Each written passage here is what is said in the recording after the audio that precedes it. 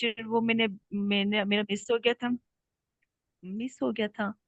तो वो मैंने ये क्लास के बाद मैंने उसको रिवाइज करना है, ताकि मुझे वो स्ट्रक्चर सारा पता चल जाए, लेटर्स लिखना किस स्ट्रक्चर से है।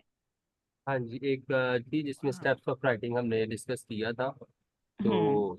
अब देखें, ये जो टास्क है ना, बहुत सारे स्टूडेंट्स हमारे जो इन्वॉल्व थे वो शायद किसी भी वजह से वो पीछे हट गए, अभी इन्वॉल्व नहीं हो रहे या रिप्लाई नहीं कर रहे। तो दो तीन चीज़ें मैं आपसे क्लियर कर दूं कि देखें, मैं जो आप लोगों को टीच कर रहा हूँ ना, मैं कुछ स्पेशली कोई एकेडमिक पॉइंट ऑफ व्यू से नहीं आप लोगों को टीच कर रहा, ठीक है। यहाँ मुझे कोई अपने पर्सनल इसमें नहीं है, प्रॉफिट नहीं है किसी चीज़ का कि मैं आप लोगों को टीच कर रहा हूँ। मैं अपने फैमिली टाइम से टाइम निकाल के आप लोगों के लिए टाइम निकालता हूँ, और इन सारी चीज़ों से हट के निकालता हूँ ताकि मैं आपकी बेसिक्स क्लियर कर सकूँ। और जो मैंने रियलाइज़ किया है, मैंने जब अपने ये यूट्यूब चैनल स्टार्ट किया था तो तब मैंने ये चीज़ को हाईलाइट किया था कि मैंने इस चीज़ को रियलाइज़ किया कि why nurses fail in first time. बहुत सारे नर्सेज फेल हो जाते हैं फर्स्ट टाइम्स के अंदर।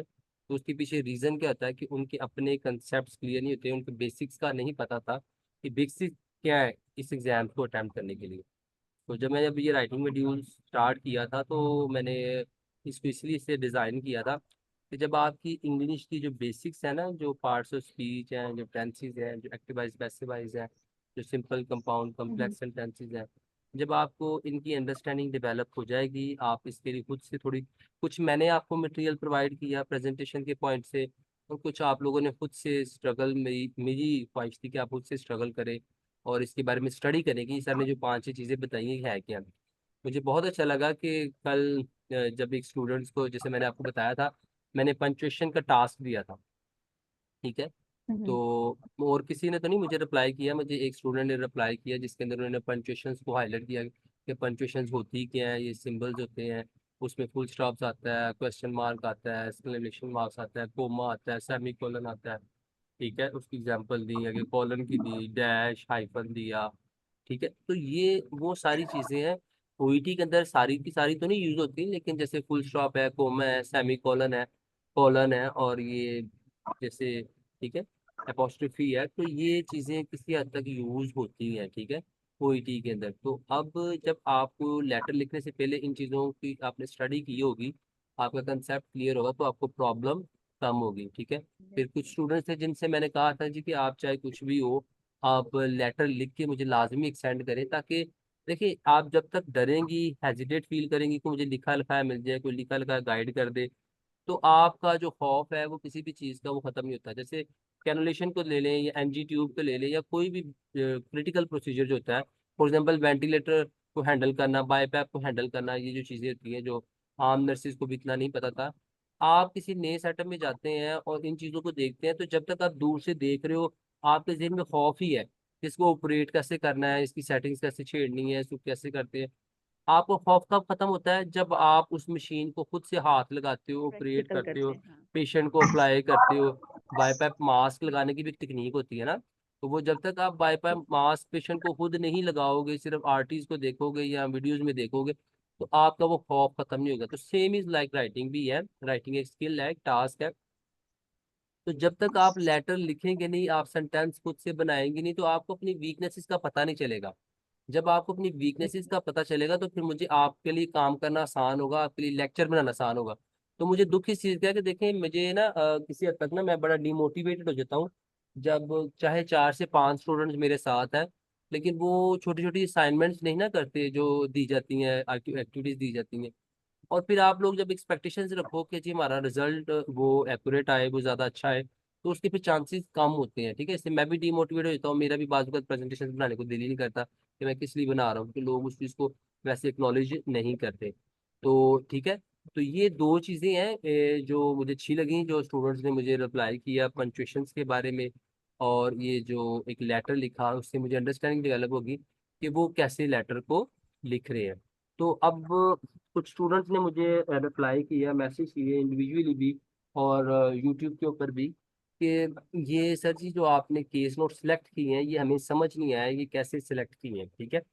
तो उनके लिए आज यहाँ से मैं शुरू कर रहा हूँ, उसके बाद फिर हम लेटर लिखेंगे।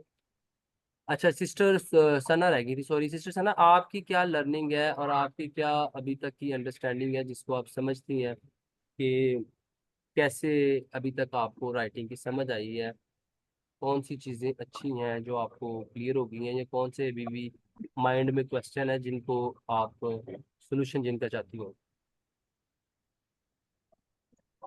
सर मुझे क्योंकि टेंसेस भी मतलब रिवाइज हो गए वो, उसमें भी वो भी क्लियर है, एक्टिव वाइज पैसिव वाइज भी जो है वो भी किसी हद तक क्लियर है।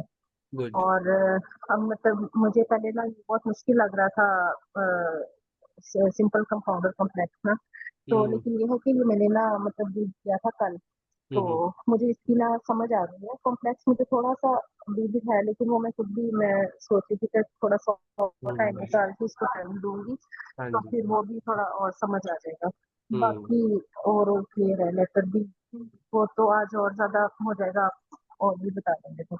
हाँ जी। चले, वेरी गुड, शाबाश। जी तो अभी हम इस चीज को कंटिन्यू करते हैं।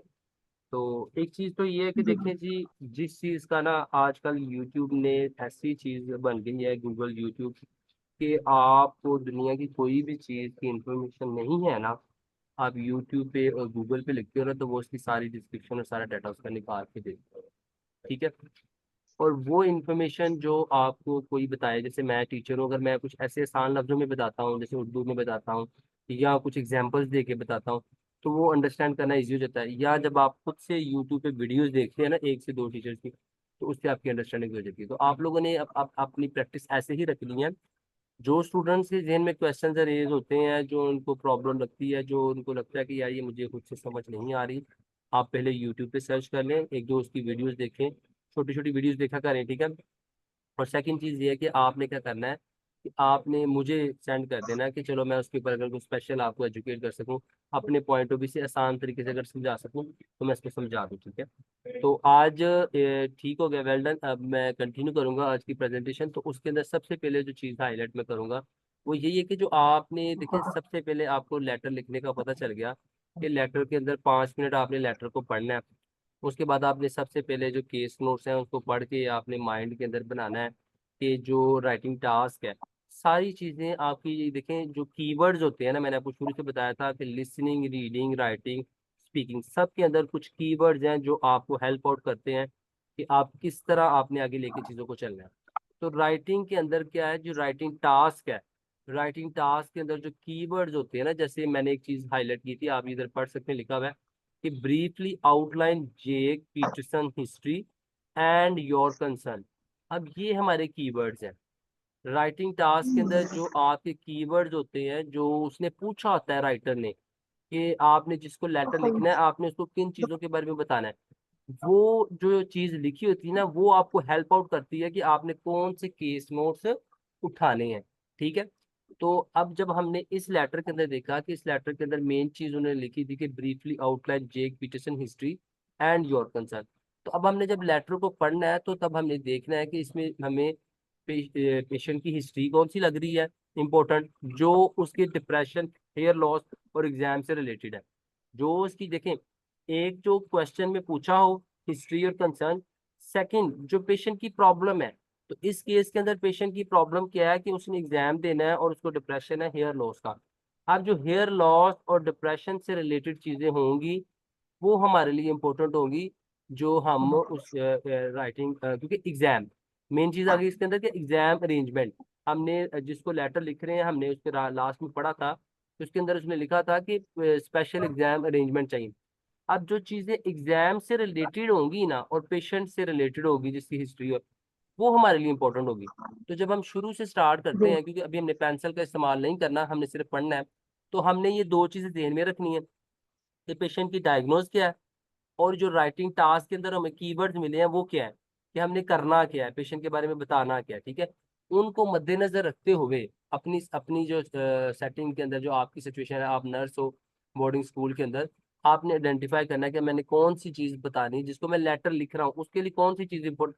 अब जिस बंदे ने एग्जाम अरेंजमेंट करनी है, उसके लिए क्या, जैसे मैंने आपको बताया था कि लेटर के अंदर सबसे पहले होता है कि जैसे आप फिजियोथेरापिस्ट को लिख रहे हो, तो अब जब फिजियोथेरापिस्ट को लिख रहे हो, तो फिजियोथेरापिस्ट के लिए मेडिसिन इतनी इंपॉर्टेंट नहीं होती, मेडिकल डायग्नोसिस उसकी जो पुरानी हिस्ट्री है वो इतनी इंपॉर्टेंट नहीं होती। उसके लिए तो इम्पोर्टेंट है जो उसकी जो मोबिलिटी है, जो इसकी रिस्क जो असेसमेंट है, जो उसको फिजियोथेरापी चाहिए या जो कोई उसकी इस तरह की प्रॉब्लम्स है लिम्स मूवमेंट्स के, हमने वो चीजें हाईलाइट करनी। इसी तरह अब इसके अंदर हम जिसको लेटर लिख रहे हैं, हम लेटर लिख रहे हैं एग्जाम अरेंजमेंट के लिए। तो जो एग्जाम अरेंजमेंट से रिलेटेड चीजें होंगी या जो उसके जो डिप्रेशन से थोड़ी सी रिलेटेड होगी, हमने सिर्फ वो चीजें उठानी, और वो भी जो रेलिवेंट हो, जो नियर बाय अभी की हो, तो पुरानी चीजें इतनी नहीं उठानी, ठीक है। तो इन चीजों को सोचते हुए, माइंड में अंदर रखते हुए, जो आपने जो 5 मिनट है आपने यूटिलाइज करने हैं। उन 5 मिनट्स के अंदर आपने पेशेंट का यहाँ से देख लिया जी, डेट ऑफ बर्थ की अपनी एज उसकी लिखनी है, तो ये हम इधर से उठा लेते हैं। अब एड्रेस लिखने की जरूरत नहीं है, क्योंकि वो शुरू में हमने उसको बता दिया कि जिसको हम लेटर लिख रहे हैं वो उसका एड्रेस, जिसके बारे में लेटर लिख रहे हैं उसका एड्रेस बताने की जरूरत नहीं है, क्योंकि उसको कोई लेना देना नहीं, उसने जाके उसको घर में नहीं देखना कि सब क्या मसला है, उसने सिर्फ एग्जाम अरेंजमेंट करनी है। और तो आगे हम चल जाते हैं, student at boarding school for pass 8 year, ये भी उसके लिए इतना इंपॉर्टेंट नहीं, क्योंकि इसके साथ एग्जाम का कोई लेना देना नहीं है उसका। Parent works and live abroad, इसके साथ भी उसका कोई ताल्लुक नहीं है कि जो पेरेंट्स उसके जो वर्क करते हैं और अब्रॉड रहते हैं, इसके साथ उसका कोई एग्जाम के साथ उसका कोई लिंक नहीं है। फादर उसके जो जिनके बेल्टनेस है वो भी गंजे हैं, और ऑनसेट इन 50s, ठीक है, 50 साल के अंदर चले गए हैं। अब इसका उसके एग्जाम से रिलेटेड कोई ताल्लुक नहीं है उसके जो, ठीक है। मदर डिप्रेशन ऑनसेट इन 40s है, ठीक है, ये भी ऐसा, ठीक है। ये जेक पीटरसन की हिस्ट्री नहीं है, ठीक है, ये उसके माँ बाप की हिस्ट्री है, उसके जो माँ बाप है उनकी हिस्ट्री है। तो हमारा कीवर्ड क्या था, ये चीजें पढ़ने वाली है कि जेक पीटरसन हिस्ट्री, जो पीटरसन की हिस्ट्री है ना, जो वो स्टूडेंट है उसने उसकी बचपन से लेके अभी तक क्या सिचुएशन है, वो हमारे लिए कीवर्ड है, ठीक है। ये चीज आपने याद रखनी, छोटे छोटे कीवर्ड हैं। जैसे आप देखिए सोशल बैकग्राउंड क्यों इंपॉर्टेंट नहीं है, क्योंकि ये पेशेंट की हिस्ट्री हमने लेनी है, हमने इसके वालिदैन की हिस्ट्री नहीं लेनी, ठीक है। तो प्रेजेंटिंग कंप्लेंट के अंदर जो हमारी अभी चीज़ है, ये सबसे इंपॉर्टेंट चीज़ है कि जो उसका सबसे पहले जब आया था स्कूल के अंदर, वो बोर्डिंग स्कूल के अंदर नर्स के पास, तो उसकी कौन सी प्रॉब्लम थी, तो वो उसको डिप्रेशन था और एलोपेशिया था। ये अब सारे केस नोट हमने हाईलाइट कर लिए, लेकिन ये सारे के सारे नहीं लिखने, इसमें से हमने समराइज करना है कि कौन सी चीज़ जिससे एलेबोरेट हो जाए कि इसका मतलब क्या है, ठीक है। वो आगे जाके जब मैं लेटर आपके साथ लिखूंगा तो फिर आपको बता दूंगा। अब नेक्स्ट आ जाते हैं। तो अब इधर भी ये देखें कि हम देख रहे थे, मैंने आपको बताया था कि जो हमने समराइज करना है उसमें do not include too much detail, ये मैंने उस दिन भी बताया था कि जब आप समराइज करते हैं तो आपने सारी डिटेल लिखने की जरूरत नहीं होती। फॉर एग्जाम्पल, जैसे ये रेफर टू ट्राइकोलॉजिस्ट है, specialist trichologist, no etiology establish possibly excepted by stress, prescribe steroid cream betamethasone today.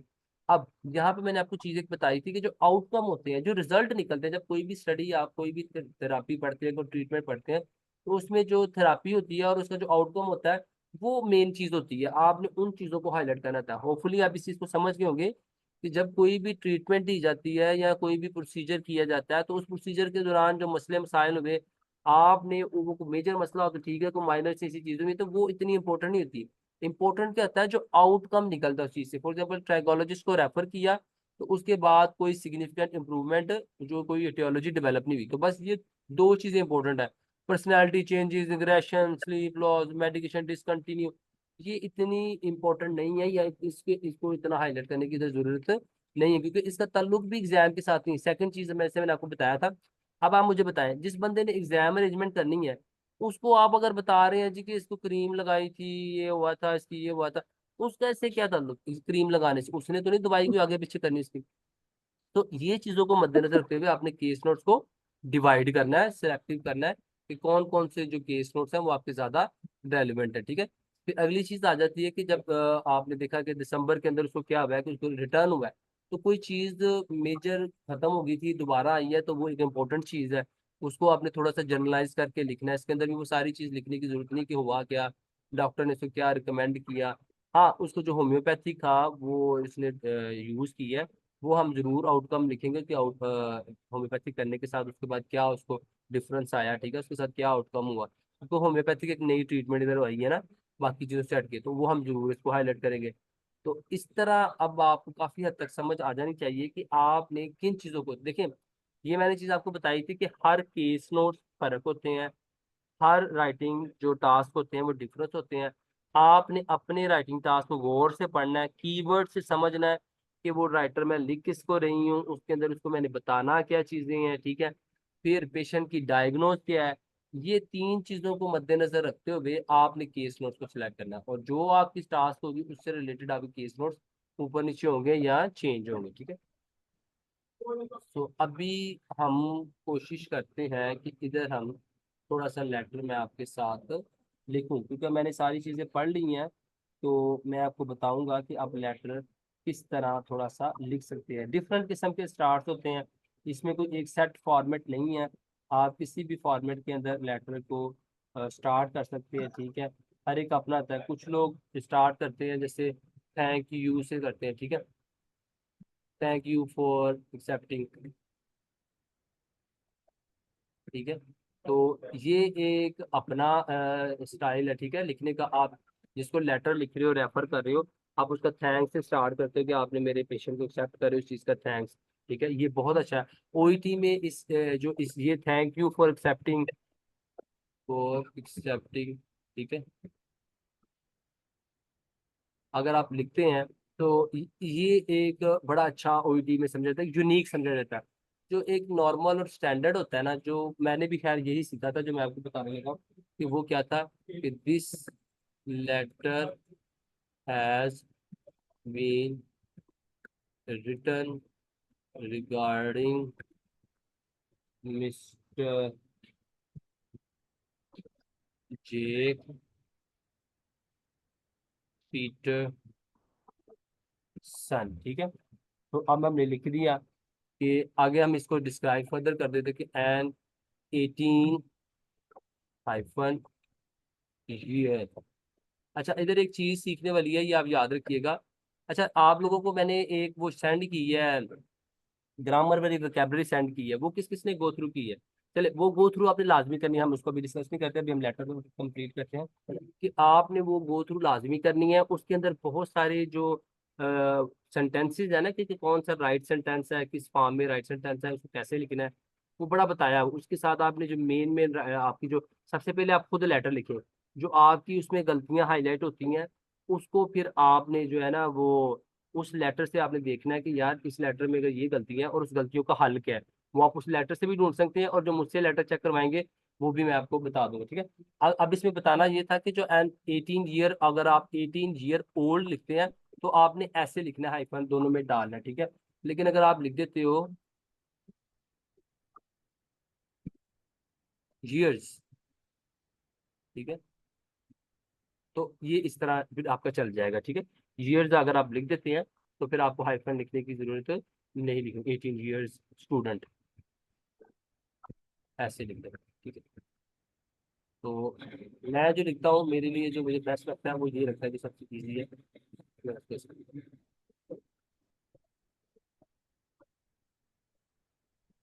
ठीक हो गया। अब देखिए, आप क्या कर रहे हो कि आपने लेटर लिख दिया, कि लेटर का आपने रीजन लिख दिया कि आप किसके बारे में लेटर लिख रहे हो, आपने उसको हाईलाइट कर दिया, तो 18 ईयर ओल्ड स्टूडेंट है, ठीक है। अब आज उसका मसला क्या था, who is suffering from depression related to hair loss, ठीक है। अब ये क्या है कि ये उसकी एक मेडिकल कंडीशन है, जो आप लोगों ने पढ़ी थी कि इसके अंदर लिखी हुई थी कि, ठीक है। अब who is suffering from depression related to hair loss. अब कुछ स्टूडेंट होते हैं कि वो इधर से ही आगे इंफॉर्मेशन कंटिन्यू कर देते हैं। ये जो हमने एक सेंटेंस लिखा है, अगर आप इसको पढ़े तो ये क्या बन रहा है, एक कम्प्लेक्स कंपाउंड सेंटेंस बन रहा है, ठीक है। आप इसके अंदर दो चीजें एडिशनल कंपाउंड कम्प्लेक्स सेंटेंस बन रहा है। तो आपने जब एक कम्प्लेक्स सेंटेंस लिख दिया, आप अपना क्या करो, अपनी थॉट्स को कलेक्टिव कर दो, इधर से अपनी थॉट्स को रोक दो, ठीक है। आप स्टॉप लगाओ, आप फर्दर लिखो, ठीक है। फर्दर हमने क्या लिखना था, ही नीड्स स्पेशल, ये हमारा टास्क है, ठीक है। एग्जाम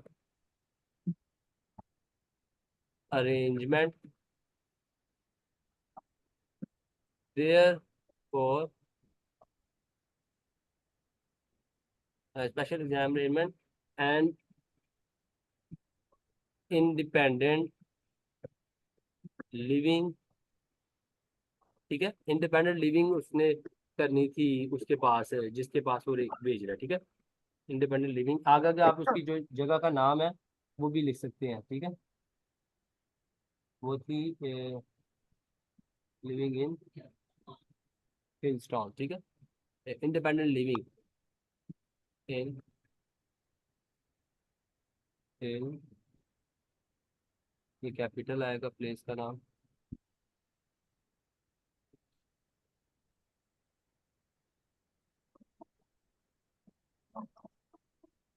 ठीक है, जो मेन उसकी जगह का नाम है आप वो लिख सकते हैं। लेटर के अंदर लिखा हो independent, he need special exam arrangement and independent living in हिलस्टॉन, ठीक है। ये हमारा अब क्या हो गया, हमारा पर्पस कंप्लीट हो गया। पर्पस में हमने क्या चीजें लिखी हैं कि हम लेटर लिख क्यों रहे हैं, ठीक है, किसी किसके रिगार्डिंग लिख रहे हैं, हमने उसकी कंडीशन लिख दी, ठीक है, कि उसकी कंडीशन क्या है, वो डिप्रेशन और इन से सफर कर रहा है। he needs special arrangement and independent in Livingstone. Therefore, requirements। therefore, refer, therefore, transfer,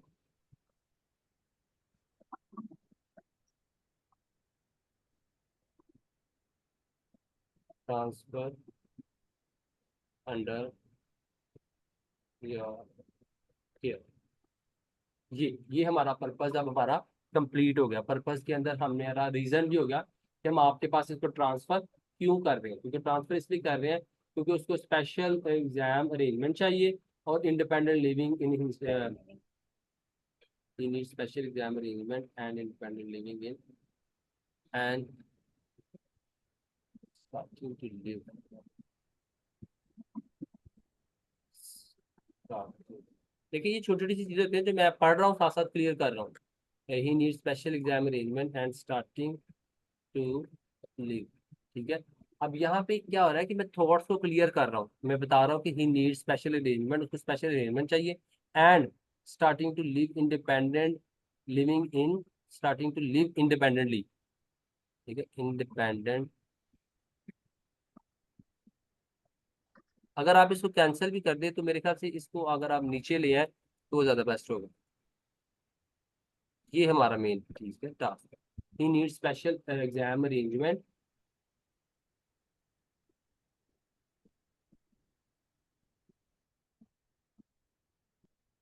ये हमारा लेटर। अब आपने देखा कि वो मैंने क्यों जैसे डिलीट किया है, क्योंकि लिखते सारी मैंने देखा कि ये कंफ्यूजन क्रिएट कर रहा है। मैंने आपको जो चीज इधर सिखाना चाह रहा हूँ वो ये सिखाना चाह रहा हूँ कि आपने जब लेटर के अंदर कंपाउंड कम्प्लेक्स सेंटेंस लिखने तो आपने कंफ्यूजन नहीं छोड़नी। अब देखिए एक चीज मैं इसको बता रहा हूँ कि आपने स्पेशल एग्जाम अरेंजमेंट करनी है एंड इंडिपेंडेंट लिविंग, तो वो दोनों चीजें मिक्स होगी, तो वो ट्रांसफर करने का जो मेन रीजन है वो क्लियर नहीं हो रहा। तो ट्रांसफर करने का जो मेन रीजन था वो यही है कि उसको स्पेशल एग्जाम अरेंजमेंट चाहिए, तो हमने वो चीज़ उसके अंदर हाईलाइट कर ली। उसके बाद हमारे लिए जो इम्पोर्टेंट है, ये हमारा पर्पस जब क्लियर हो जाएगा तो उसके बाद हम लिखेंगे who is about to start studying out। अच्छा इसकी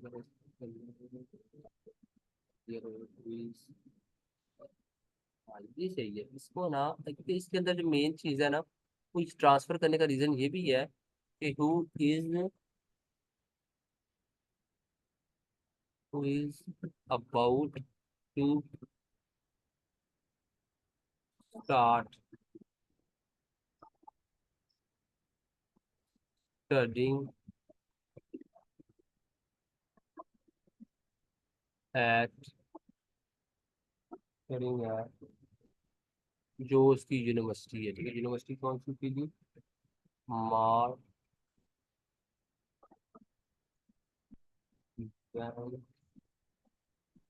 यूनिवर्सिटी, ठीक हो गया। अब ये देखिए ये बिल्कुल क्लियर हो गया। अब वो जो जिसको लेटर लिख रहे हैं ना वो पढ़ते सारी को समझ आ जाएगी कि यार ये मुझे बताना क्या चाह रहा है बंदा। बता क्या रहा है कि जी एक लेटर मैं आपको लिख रहा हूँ, जो जेक पीटरसन है जो 18 साल का स्टूडेंट है, और वो क्या कर रहा है, क्योंकि जेक हमने जो लेटर में जो केस में उसमें पढ़ा था तो हमने देखा था कि जेक पीटरसन जो है वो अब इंडिपेंडेंट लिविंग स्टार्ट करने लगा है इस जगह पे जहाँ पे ये यूनिवर्सिटी है। तो इसलिए उसने उसको जो है ना उधर जाके स्पेशल एग्जाम अरेंजमेंट चाहिए क्योंकि वो ऑलरेडी डिप्रेशन से गुजर रहा है। तो हमने मेन चीज इधर अब हाईलाइट कर दी कि ये इसका जो मेन प्रॉब्लम है उसको एग्जाम स्पेशल अरेंजमेंट चाहिए, ठीक है, स्पेशल अरेंजमेंट अगर हम डिप्रेशन को ऐड करना है तो हम कैसे करेंगे, he need special exam arrangement as he is suffering from depression. चले, ठीक हो गया। अब क्या हुआ कि उसकी मेडिकल कंडीशन भी ऐड होगी और हमारा थॉट ऑफ जो हम उसको थॉट देना चाह रहे हैं वो क्लियर होगी, कंफ्यूजन खत्म हो गया। ठीक है, अब ये चीजें आपकी कैसे ठीक होंगी, जब आपको पता होगा कि आपने कौन सी तीन चीजें जो है ना वो लेटर के अंदर पर्पस के अंदर लिखी थी। आज हमने पर्पस लिखना सीखा है। ठीक है, तो पर्पस के अंदर आपने देखना है कि हमने किस तरह तीनों चीजें ऐड की हैं। आपने देखा होगा कि सबसे पहले मैंने कुछ और लिखा, उसके बाद कुछ और लिखा, क्योंकि मैं पढ़ रहा हूँ तो अंडरस्टैंड कर रहा हूँ कि मैंने ये चीज जो लिखी है कि ये इसके अंदर वो चीजें क्लियर हो रही है तीनों, और सेंस कैसे बन रही है। इट्स मीन ये है कि जब आप लेटर लिखते हैं तो लेटर कभी भी आपका परफेक्ट नहीं होता, लेकिन प्रैक्टिस आपको परफेक्ट करती है। क्योंकि मैं काफी दिनों बाद चल लेटर लिख रहा था, इसलिए मैंने चीजों को जब 2-3 दफा रिव्यू करके फिर लिखा, तो तीनों चीजें हमारी इधर कवर होगी। हमने सबसे पहले बताया कि जो जेक पीटरसन है वो 18 साल का स्टूडेंट है, और वो जो यूनिवर्सिटी है वहाँ पे उसने स्टडी स्टार्ट करनी है जो उस एरिया में है जहाँ पे आप हो नर्स, और उसको स्पेशल एग्जाम अरेंजमेंट चाहिए क्योंकि वो सफर कर रहा है from he suffering from depression, as he suffering from depression, therefore transfer under your care. इसलिए हम क्या कर रहे हैं कि आपके अंडर इसको केयर के भेज रहे हैं। डन हो गया, तो यहाँ पे तक आपका पर्पस क्लियर। आज हमने पर्पस लिखना सीख लिया है। मैं चाह रहा हूँ कि आज आप ना इसी पे काम करें। मैं आपको राइटिंग टास्क सेंड कर दूंगा आज। ठीक है, 10 लेटर मैं आपको सेंड करूंगा। एक पेपर है जिसके अंदर 10 लेटर लिखे हुए हैं। ठीक है, आपने क्या करना है कि आपने 3 से 4 लेटर्स को पढ़ना है, उनके राइटिंग टास्क को पढ़ें, और उनकी अपनी सारी केस नोट्स को थोड़ा सा रिव्यू करके ना आप लोगों ने सिर्फ पर्पस लिख के मुझे सेंड करनी है 3। पर्पस के अंदर कौन कौन सी चीज होनी है कि आप लेटर लिख क्यों रहे हैं।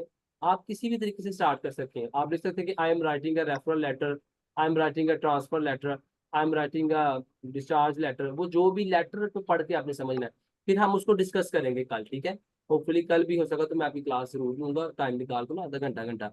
तो हम स्टेप बाय थोड़ी थोड़ी चीजें सीखेंगे। मैं चाह रहा हूँ कि जो नेक्स्ट वीक है हम डेली क्लास लें, क्योंकि due to some reason Eid की वजह से भी काफी चीजें हमारी डिले हो गई हैं। मैं चाह रहा था कि by the end of July आपका ये सेशन है, ये जो चारों मॉड्यूल है वो मैं कवर कर दूं। तो हम इसको फास्ट अब लेके चलेंगे डेली। तो सब ने जो है ना आपकी इसकी पार्टिसिपेशन बहुत जरूरत है। जैसे अब देखिए आज आपको मैंने पर्पस लिखने का एक बताया तरीका कि आप किस तरह पर्पस को क्लियर कर रहे हो, पढ़ रहे हो, कि कंफ्यूजन तो नहीं है, थॉट्स क्लियर है। चीजें जब आपको लगता है आपको खुद पढ़ते, आपने इमेजिन करना है कि मैं एक नर्स हूँ और मुझे कोई पेशेंट का लेटर मिल रहा है जिसको एग्जाम अरेंजमेंट चाहिए, और तो जब मैं पढ़ रहा हूँ तो मुझे क्या समझ आ रही है, पढ़ते वक्त मुझे कौन कौन सी चीज़ों से कंफ्यूजन हो रही है, कौन कौन सी चीज़ों से मुझे प्रॉब्लम हो रही है। तो आपको जो आपको प्रॉब्लम हो रही है तो ऑब्वियसली जब आप लिख रहे हो तो वो दूसरे को भी प्रॉब्लम हो सकती है। इसलिए आपने गो थ्रू करना है, आपने सारी चीज़ों को क्लियर करना है कि पेशेंट की कंडीशन लिखी हुई है, पेशेंट की जो मेडिकल कंडीशन है वो उसके अंदर क्लियर है, रीडर को पता चल रही है। और फिर जिस पर्पज के लिए मैं इसको रेफर कर रहा हूँ पेशेंट को उसके पास, वो पर्पज इसके अंदर क्लियर है, वो पर्पज इसके अंदर मेंशन है। अगर वो पर्पज इसके अंदर मेंशन है तो आपका पर्पज बिल्कुल क्लियर है, आपके 3 नंबर कंफर्म है। क्योंकि लास्ट में जो आपने उसके जो टास्क है, जो आपने रिक्वेस्ट है, उसको अच्छी तरीके से जब आप एक्सपैंड करेंगे वो भी मैं आपको कल सिखा दूंगा कि आपने जो रिक्वेस्ट है उसको किस तरह एक्सपैंड करना है, किस तरह उसको लिख सकते हैं, कौन कौन से स्टार्टिंग सेंटेंस होते हैं जो ज़्यादा क्वालिटेटिव होते हैं जिसके साथ आप उनको लिख सकते हैं। ठीक है जी, अभी तक अगर को किसी को कोई प्रॉब्लम है तो वो मुझे इससे पर्पस से रिलेटेड सिर्फ क्वेश्चन पूछ ले कि जो पर्पस मैंने लिखा है उसमें उनको कोई प्रॉब्लम आई हो या वो समझना चाहते हो कि आपने सर ये कैसे, anybody. Sir I have a question. हाँ जी, हाँ जी। सर जब जैसे हम ऊपर पूरे सिनेरियो में जब डेट लिख देंगे रिकॉर्डिंग के साथ हम उसकी डेट ऑफ बर्थ या एज मेंशन करेंगे, तो हम हम्म। पर्पस में अगेन उसकी एज मेंशन करेंगे। हाँ अच्छा, ये बहुत अच्छा क्वेश्चन है, वेरी गुड। देखिए रेपिटेशन जो है ना ओटी में वो बहुत नेगेटिव मार्किंग है उसकी। ठीक है, रेपिटेशन आपने नहीं करनी। नेगेटिव मार्किंग इन सेंस कि वो ना जो टीचर्स हैं वो आपको मार्क्स कम देंगे, जहाँ आप वो 5 नंबर से देना चाह रहे हैं वो आपको 4 नंबर कर देंगे।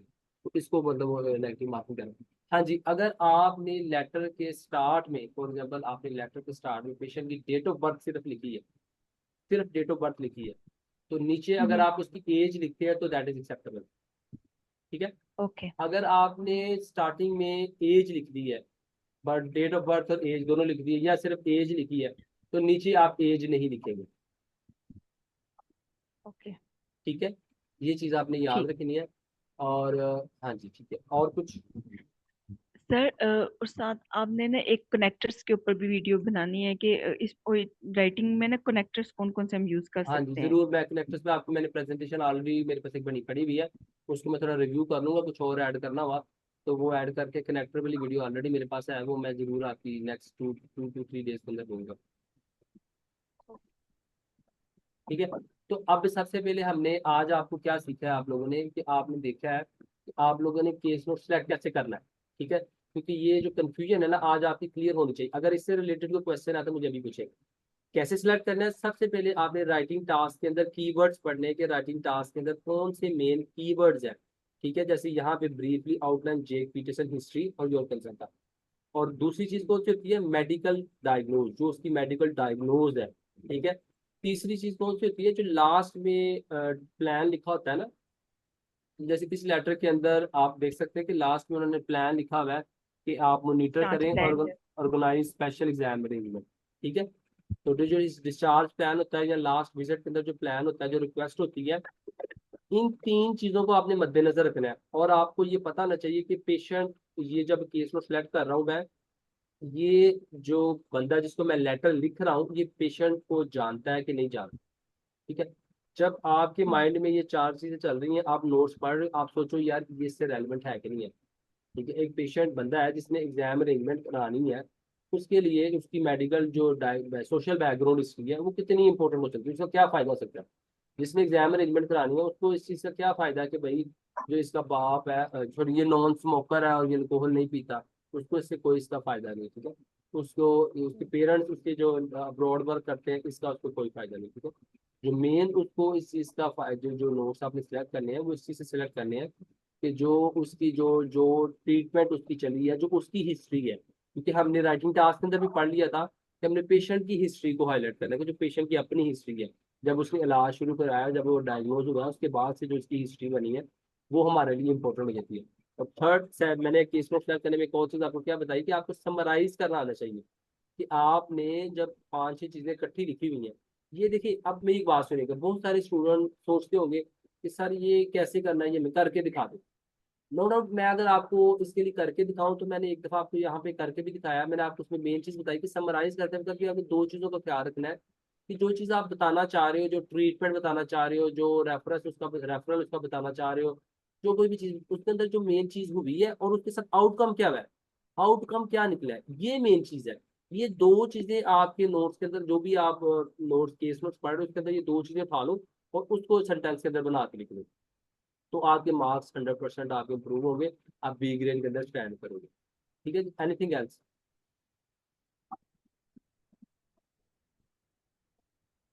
और यहाँ पे आपने पर्पस के अंदर देख लिया है कि कैसे मैंने दो सेंटेंस के अंदर इसको इजीली कंपाउंड और कम्प्लेक्स सेंटेंस बना के मैंने लिख दिया। अगर मैं एक ही सेंटेंस के अंदर ये सब कुछ लिखता तो वो कंफ्यूजन क्रिएट हो रही थी। जहाँ पे मैंने लिखा था ना कि he need special exam arrangement and start living in independently in this, तो वो क्या कर रहा था कि वो कंफ्यूजन क्रिएट कर रहा था कि अभी मतलब एग्जाम अरेंजमेंट के लिए इसको प्रॉब्लम है, या इसको ये क्या कहते हैं, इसको इंडिपेंडेंट लिविंग लगा कि ये प्रॉब्लम है इसकी मेन। समझ आ रही है? तो वो कंफ्यूजन क्रिएट कर रहा था। अभी क्या हुआ है, अभी हमने बता दिया कि वो उधर जा रहा है इस यूनिवर्सिटी में पढ़ने के लिए। अब चूंकि वो यूनिवर्सिटी आपके इलाके में पड़ती है, ऑब्वियसली ड्रेस के साथ पता चल जाएगा ये आपके इलाके का है, तो उधर उसको एग्जाम अरेंजमेंट चाहिए क्योंकि वो डिप्रेशन से सफर कर रहा है, इसलिए वो आपके पास रेफर करें। तो यहाँ पे ये क्या हुआ है कि थॉट्स हमारी क्लियर हो गई, हमारी आइडियाज क्लियर हो गए। इस तरह आपने भी, जब आपने टास्क अपने लिखने हैं, कल अपने पर्पज लिखने हैं, जो मैं आपको सेंड कर दूंगा 10 लेटर, तो आपने उसमें से वो जो पर्पज है मुझे सिर्फ लिख के दिखाने हैं, ताकि मैं, हम वो कल पर्पज को फर्स्ट ऑफ ऑल डिस्कस करेंगे, फिर हम बाकी लेटर को डिस्कस करेंगे कि बाकी बॉडी कैसे लिखनी। ठीक हो गया जी? सर इधर हम लिख सकते हैं as he is suffering from depression due to hair loss. बिल्कुल, वो भी लिख सकते हैं, ड्यू टू हेयर लॉस। अब कुछ चीजें हैं देखें जो आपने ना नीचे हाईलाइट करनी है। ठीक है। ठीक है। नीचे भी तो कुछ लिखने के लिए रखना है ना कि हेयर लॉस का क्या रोल है। आपने एक चीज का ख्याल रखना है कि आपने ना पूरी डिटेल भी नहीं लिखनी, इधर से बहुत सारी चीजें और कम हो सकती हैं। ठीक है। लेकिन एटलीस्ट ये चीजें जो अभी तक लिखी है, ये यहाँ ये इतनी कंसाइजनेस काफी है।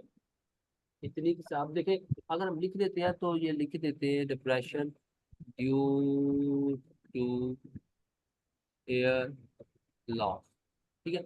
अब ये इससे शायद नेगेटिव मार्किंग ना हो, लेकिन ये थोड़ी सी कहीं कंफ्यूजन क्रिएट कर दे। जैसे हम ये लिख रहे हैं he need special exam arrangement and he suffering from depression due to. अब ये क्या आ रहा है, he suffering from depression due to hair loss. ये कॉम्प्लेक्स कंपाउंड सेंटेंस बन रहा है। अब हो सकता है कोई ग्रामेटिकली एरर हो जो मुझे पता ना हो, मैं इसमें कर बैठा हूं।